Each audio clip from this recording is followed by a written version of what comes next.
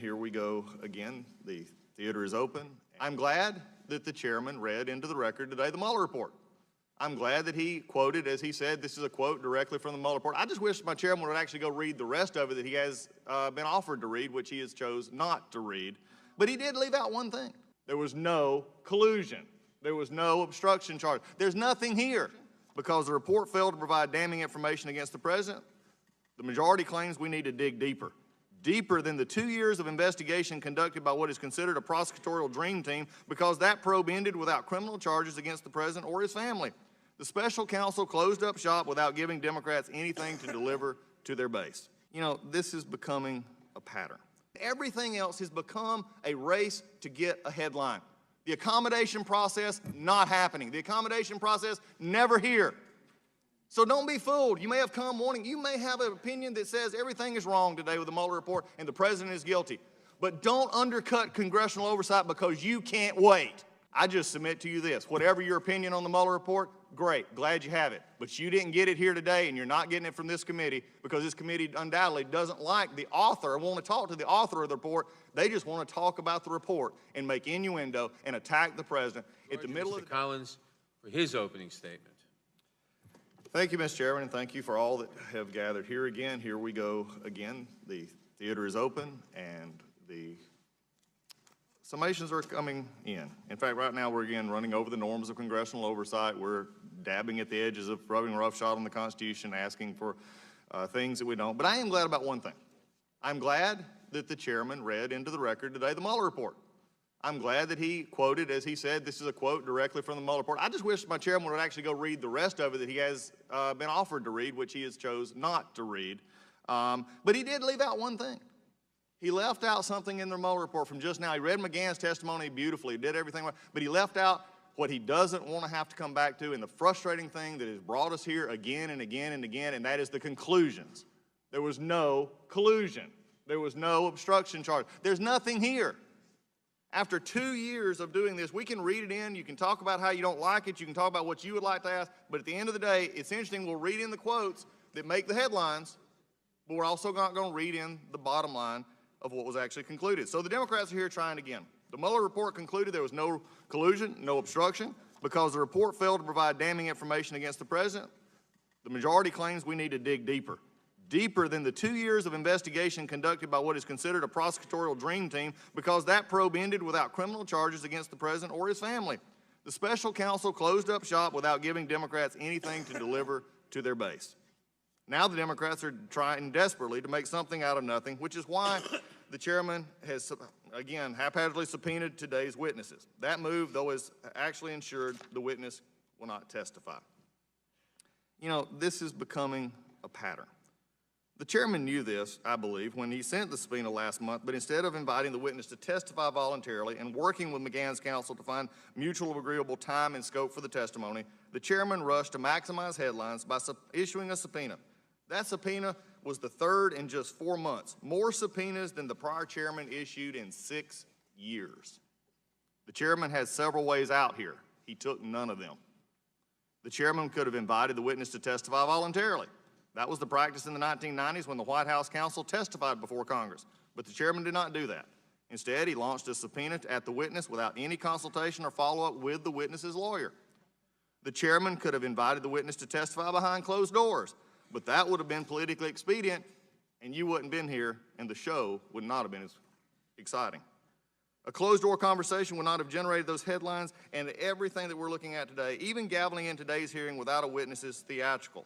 The cameras love a spectacle, and the majority loves the chance to rant against the administration. I just am glad today to see that we don't have chicken on the dais. The chairman orchestrated today's confrontation when he could have avoided it because he's more interested in the fight than fact-finding. Take the Mueller report, which we've already heard quoted from. More than 99% of the Justice Department has offered to the chairman. For an entire month, the chairman has refused to take a look at it. The Attorney General, who volunteered to testify before the committee, the chairman changed the rules for the first time in the committee's 200-year history, thus blocking General Barr from testifying. I cannot emphasize this enough. The track record demonstrates he does not actually want information. He wants the fight, but not the truth. The closer he actually comes to obtaining information, the further we run from it. The Democrats claim the need today's witness to investigate obstruction of justice, but that investigation was already done. Robert Mueller spent 2 years running it and then closed it.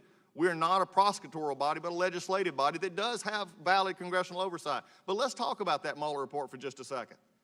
It's really interesting to me that the Mueller report was actually, within 24 hours of coming out, the chairman and the majority subpoenaed for all the documents. In fact, we have an illegal subpoena that actually the Attorney General to provide documents he cannot legally provide. That's been covered in this committee for the last 2 weeks exhaustively, and even the panel that was with us last week agreed that the subpoena asked the Attorney General to do something illegal by exposing 6E information. That was his own witnesses said that last week. But you know what's interesting to me is that we've subpoenaed the documents, we've subpoenaed that we want underlying documents, we've subpoenaed stuff that we can't get, but you know the one thing that we seem to avoid is Mr. Mueller himself, the one who wrote it. We've asked since April about Mr. Mueller coming. But every time we seem to get closer to Mueller, Mueller just gets pushed on a little bit.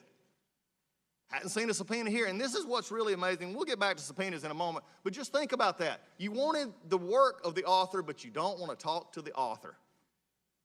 Keep that penned for just a moment. When we look at this, 99% of the information is at the Democrats' fingertips. And it's a Mueller report Attorney General offered to Speaker Pelosi, Chairman Adler, and others have seen it, but they refuse. So don't be fooled.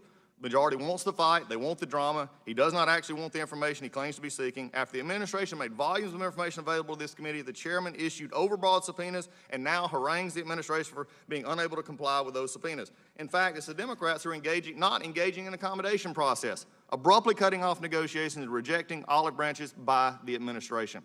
This is where I want to come back to something my chairman just said a moment ago. His quote was, in his opening statements, that our subpoenas are not optional. Well, we found out a lot about subpoenas over the last month or so in this committee. I found out that subpoenas maybe now are not optional. Let's add to the list. Subpoenas are also a discussion starter. A subpoena is to give us better standing in court. Not my quotes, the chairman's quotes. So what is it? Is a subpoena the legal document that we've talked about all along in here and the forceful document that all attorneys in this country actually use? Or is it a discussion starter? Is it to help our standing in court? Or is it we don't want it ignored?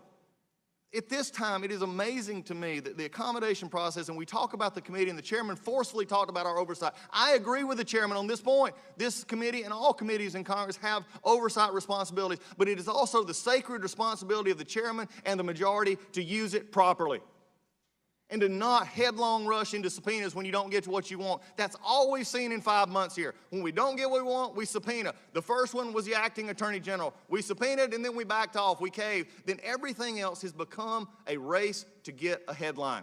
The accommodation process, not happening. The accommodation process, never here. So don't be fooled. You may have come wanting, you may have an opinion that says everything is wrong today with the Mueller report and the president is guilty. But don't undercut congressional oversight because you can't wait. That's the problem we have right now. And so the question is, are we tearing at the fabric of congressional oversight?